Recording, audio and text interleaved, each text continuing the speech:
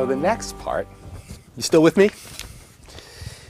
The next part is a general outline for basic safety protocols.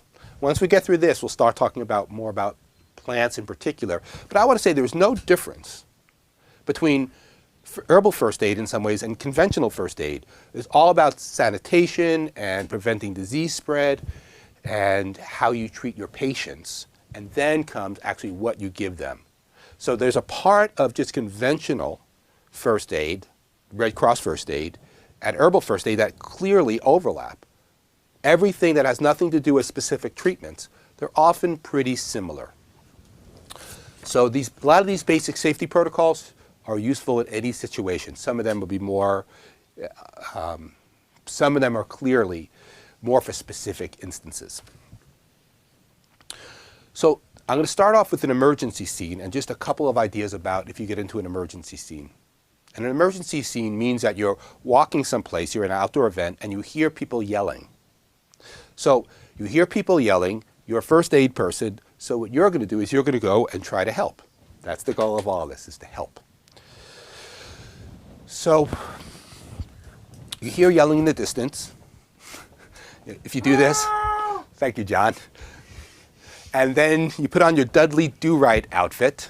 That's a cartoon from my youth. And you go to try to help the person. But before you walk onto any scene, you stop and survey the scene. So let's say you hear it in the distance. You might run to the distance. Actually, you shouldn't exert yourself too much. There are times when you want to run fast, but the problem is if you run someplace, you get there, you're out of breath, and if there needs any further assistance, you're tired. So you want to get there fast, but you want to conserve some of your energy. Also, things to do is if you have younger people around you, like Annie and Mario, who you'll meet later, is that if you have younger folks around, or just people in better shape, they can go run for you and then come back and tell you what's going on. Just personal anecdote-wise, lots of times I've heard yelling or people running and saying there's an emergency, and I get there and it's basically nothing that needs any emergency help at all. Somebody was sleeping in the sun, and the person tried to wake them and couldn't wake them, and but they were fine. They just, they were just exhausted. They were hungover. So me coming there with my staccato voice didn't help anybody. So when you're going for a new situation, when you get to the situation, especially if you see like a scrum of people, stop and look around. And don't just look at the people that look like they need help. Look all around you, because if people are yelling, something is going on, and it might not be where you're looking. So you basically just look and you just survey around. This takes a second or five, right? You don't have to get out binoculars and take pictures of everything. You're just going to look around. You're like, okay, I'm safe. And then you go into it. Remember, if you get hurt, you're no help at all. In fact, you're just another body for the next person to work with. Are you getting scared about first aid yet? So that's really the whole idea. Just before you go in, make sure that the scene is cleared, reasonably cleared, and then move into the situation. Make sure that you don't get hurt and there's no further damage done. There's not other people acting out or some situation. When you get into a situation like that, you're probably going to want help. An important part about being a first aid person is being able to volunteer people. So if I came into a situation like that, and let's say there was somebody on the ground, so somebody on the ground, maybe writhing, maybe it looks like they're having an epileptic seizure. So they're writhing on the ground, they're shaking around, they look pretty much not really present, but I have no idea what's wrong yet. And there's two people standing there. I would probably try to keep those two people there in case I need to get runners to go get me more medicine or to do something else. So in other words, I get there and I might say, excuse me, and I'll ask people's names. First I introduce myself. Hi, I'm Seven Song. What's your name? George. What's your name? Lonnie. All right, George and Lonnie. I want to investigate this, or maybe ask them, of course, there's more, like what's going on here. George and Lonnie look down and go, I just got here myself. I don't know. This person's just shaking on the ground. We don't know what to do. So I might come in and say, okay, I work for the first aid here at whatever event. What I'd like you to do is just wait with me while I observe this person so that you can get help. often the person will say something, well, actually, I was going to a drum circle, and you're like, freaking drum circles, once again. But you'll say, there will be drum circles every day, keeping me awake all night long, that you can go to and join. I can really use your help now, please. And so kind of do that conniving, because really you might need their help. You can also just send them to get people that you know can help you. But often, you're just one person. If you're out in an outdoor event without cell phone reception, there's really nobody else you can call, and you're just there with the person, and you might need tools or more assistance. So I'm hoping that this makes sense and doesn't scare everybody off, but it's really helpful to volunteer people. All right, so this next part is, how do you know that you are adequate, that your skills are up to snuff for a situation? The answer is, there's no easy way of knowing. And also, it's a level of who knows more than somebody else. So I come up with George and Lonnie, and they know absolutely nothing. In fact, they look scared. So they're probably worse than good, in the sense that they're probably adding kind of a sense of fear to the situation. So even if I don't know what's happening, I'm probably more confident that I can do something. And that by itself makes me kind of a step up from the other folks as far as helping this person. So the question is, how do you know that you're capable of handling a first aid situation? The quick answer is, you don't really know until you start asking questions and working in the predicament.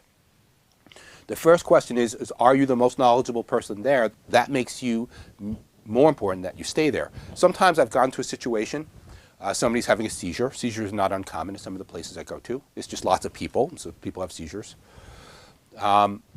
Sometimes I get there and I'm like, does anybody need any help? And the person who's holding the person's head, who's helping the person with the seizure, says, no, my brother has had seizures their whole life. This is not my brother, but I know exactly what stage they're at, and I've talked to their friends. I don't even have to be there for that. So I'm not the person that's most competent.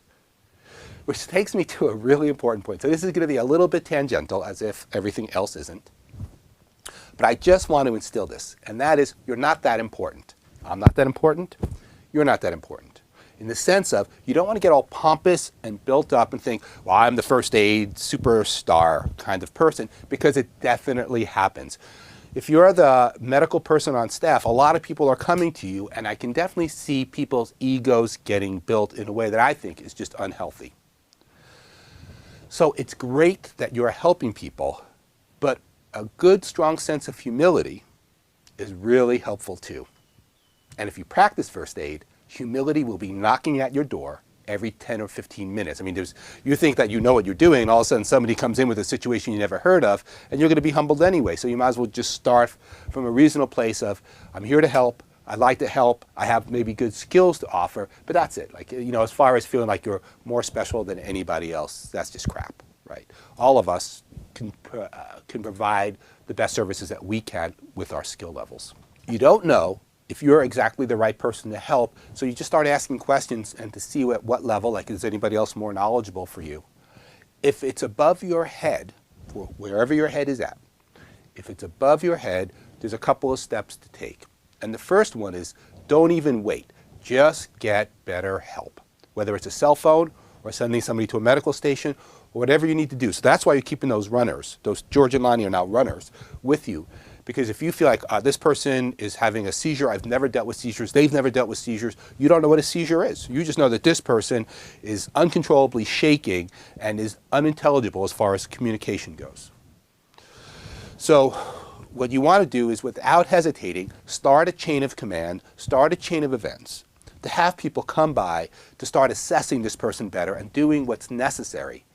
Rarely are you going to be skilled enough to carry somebody out. So probably you're just going to be there for a while. So hunker down with water, get comfortable, because you might be there for a while.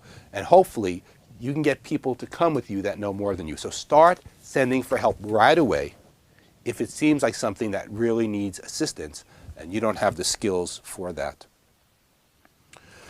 Other things to consider is, if you know some stuff, so let's say George and Lonnie don't have further skills, but they seem like calm, rational people, you might be the person to run for help. So you can just say, I don't know what's going on here, but I don't know what to do. So please stay here. Now you have to be sure that they're going to stay there if you think it's important for them, and then you can run and get help. So that's just a reverse of the same situation possible. So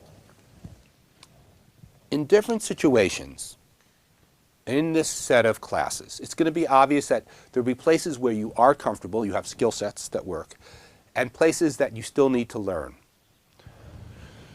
There'll be times and places, I mean, if you can find people to study with sooner, that will really be helpful. Because what really works is studying, whether by books and internet studying, and also just being out as many events as possible and treating people and starting off easier in the least dangerous situations and working your way up.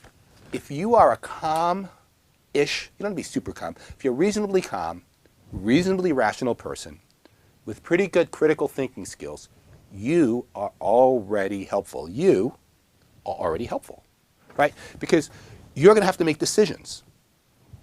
And the better you are at decision making, meaning that a little bit rested or a little bit calm, and that your mind's not going chattery, chattery, chattery with 1,000 things, because then you are just not helpful. But if you're like, okay, there's a guy writhing on the ground, writhing means shaking around, he's uncommunicable, I'm trying to talk to them, and clearly they can't say anything, they're not present.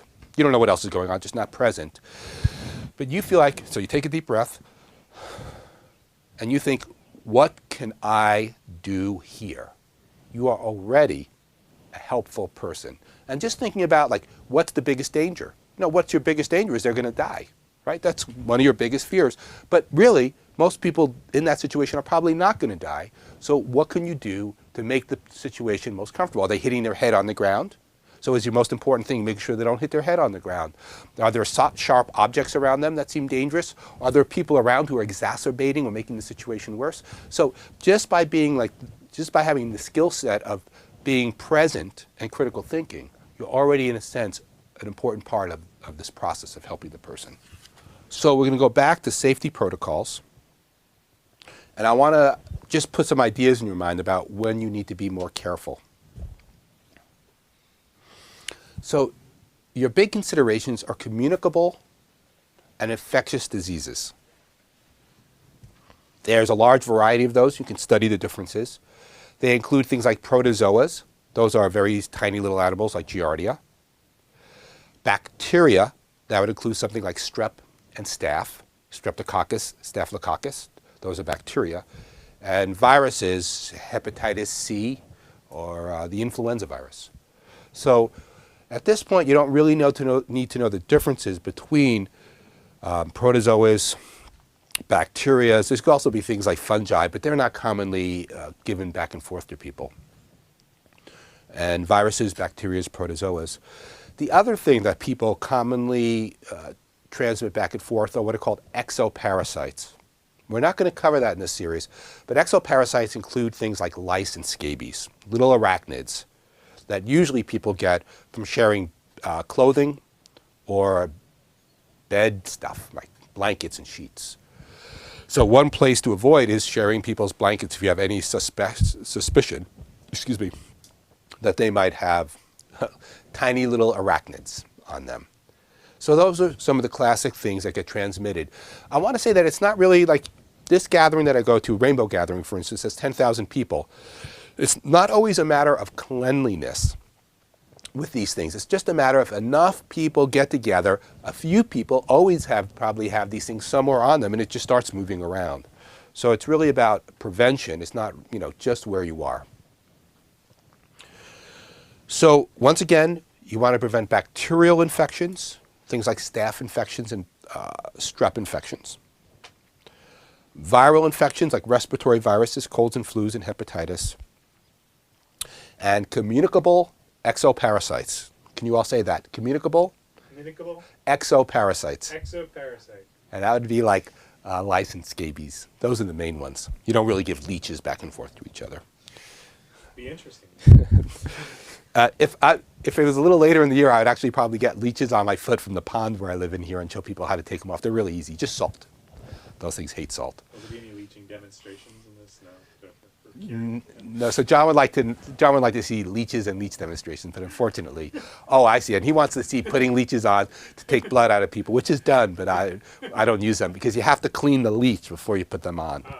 So we talked about personal sanitation, washing a lot, using hand sanitizers. I want to mention one more thing about personal sanitation. So I talked about soap and water, hand sanitizers, which are those gel gooey things that people put on. I just never feel clean after them, but they do work. They do kill bacteria on you, and then they just evaporate. The main ingredient is ethanol, alcohol. If you do come into contact with something that you fear might be communicable, let's say somebody has an open wound, and you say, "Can I see your hand?" and you take their hand, and you put your hand in some blood that they have. At that point, you probably want to use something like povidone iodine, commonly called betadine. So you want to use one of the iodine solutions, which are really inexpensive. And I'm going to talk a minute how to use them. So you've touched somebody. You're not going to take this internally. You've touched something where you fear you have a communicable disease. This is only really for bacteria, not really for viruses. It has nothing to do with lice. So if somebody has a wound that looks like it might be a staph infection, which we'll cover later, and you touch it, what you want to do is get some betadine or povidone iodine and cover it. It's brown stuff. Put it on your hands and let it sit for a few minutes and wash it off. So instead of soap and water, when you're worried about really getting a communicable disease rather than you just washing up, use some of the betadine. Just put it on your hands, cover your hands. Do it if you ever watch any kind of movies with it. It's a common surgical wash. The reason it's a common surgical wash is because surgeons, you can't really use gloves that easy in surgery, right? Because you're using razor blades and you're cutting people, and you just need to, you need dexterity. So what the reasons the surgeons do that is because they have to clean their hands of all the bacteria. We always have bacteria on us. We always have bacteria on us somewhere. So this is going to kill them. But in this situation, you're trying to kill any new bacteria that you might have gained from working with people. So that's for that. Of course, generally before you touch anybody, just put your disposable gloves on. Avoid direct exposure to blood, saliva, pus, and any other bodily excretions like feces. And definitely you'll be cleaning people up here and there if you do the kind of work, first aid work that I do at large events, which is people get diarrhea sometimes, but they're so out of it that you have to help clean them up here and there. Just wash up, wear gloves, wash up for any of these. Basically, if it's a fluid coming off somebody else, try to protect yourself. This is going to be a very quick thing about falling. People who have taken bad falls or car accidents. If people's bodies are twisted from an accident, like they fell someplace, you come upon them, and they're kind of, let's say they fell, they're carrying a wheelbarrow, something doesn't really mean a wheelbarrow, but they're carrying something heavy, and they kind of go off, fall someplace, and kind of fall, and the heaviness kind of twists their body around, and you come by, and they're just a little bit twisted up, and their head is in a little bit of an awkward position. Sometimes, usually it's not going to happen. Honestly, it's rarely going to happen from just falling. More likely from a car accident with a lot of impact or falling out of a tree. You have to be careful because sometimes their spine is only tenuously held in place, and if you move them, you could do some spinal cord injuries. So I want to take away, when I first said about somebody who's falling like down a hole or something like a gully or a culvert, that's really never going to happen. That they're going to have spinal injuries. Their back might hurt a lot, but unlikely they're going to do any long-term damage. But after car accidents, and after people like falling out of trees, which I've worked with, and they're twisted up, what you have to do is clear them from spine injuries, and usually get somebody much more experienced to do that. So I'm not talking about how to do it. I'm just saying if people are contorting to a weird bundle, and you're not sure, you don't straighten them out right away. So learn how to ascertain spinal cord injuries. If you come into a situation and it's not a spinal cord injury and the person is on the ground and it's getting cold outside, you want to keep a cloth between people and the ground. The temptation when people are lying down, so let's say somebody passes out in a field someplace, and let's say it's nighttime, and you come upon them, and you can't really just move them because let's say they're just too big or you don't know where to bring them to. But they seem really uncomfortable. It's generally more important to put protection between them and the ground rather than on top of them. If they are directly on the ground, The ground shall suck their heat out. Basically, the ground is just a little bit cooler than us, and it will pull some of their heat out. So it feels nicer generally to have people wrapped on top, but it's equally important, if not more important, to actually get a pad or a blanket or a piece of cardboard or some clothing between them and the ground, particularly if it's chilly outside, to keep them warmer. And then if you have more blankets, throw it on top of them. That's just one more consideration here. Padding was just going to feel a lot better anyway. I want to talk a little bit about panic.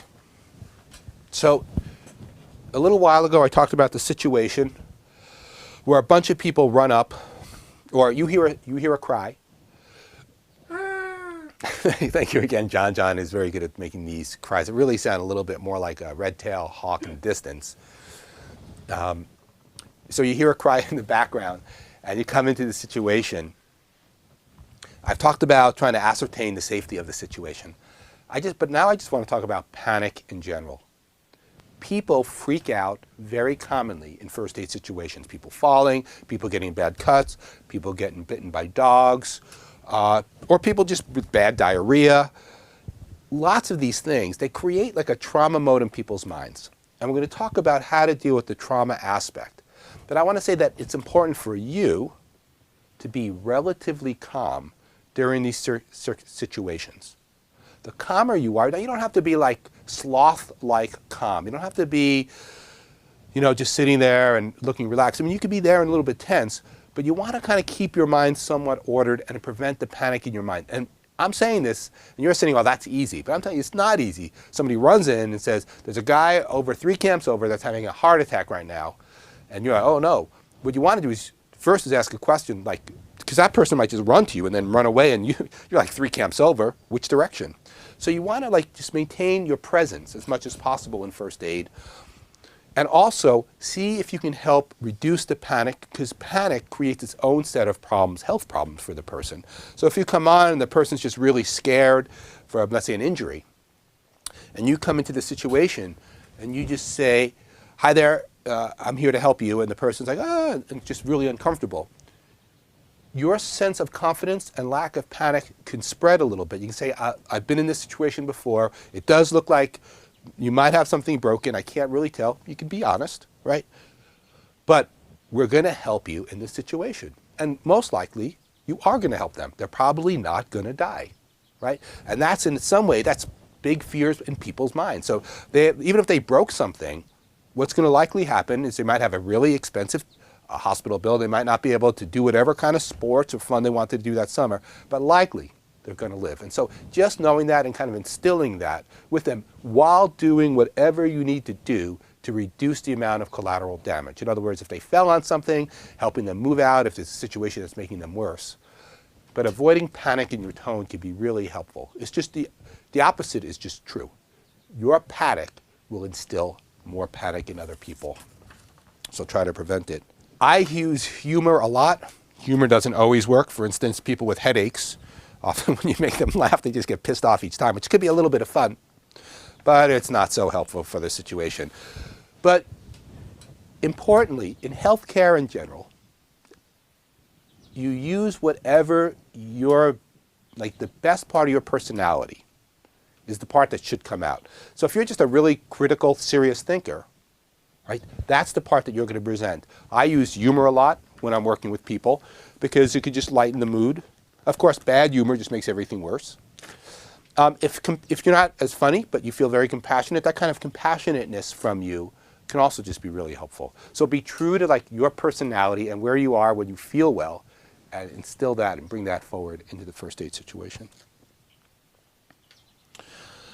And deep breaths. They're very helpful, especially when you have a couple of cameras trained on you and you're pretending to give a class to a whole bunch of people, which I guess I am. But really what I see are black things pointing at me with red lights. So hello, black things with red lights.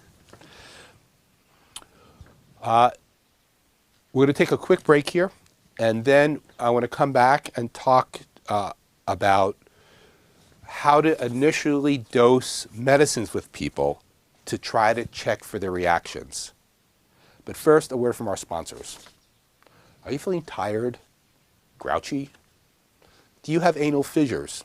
Have your anal fissures reached your brain and now you have brainal fissures?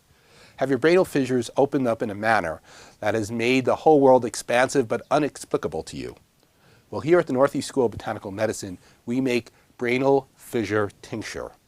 And that tincture is guaranteed 100% to cure all your brainal fissures in 21 days or your money back. Thank you.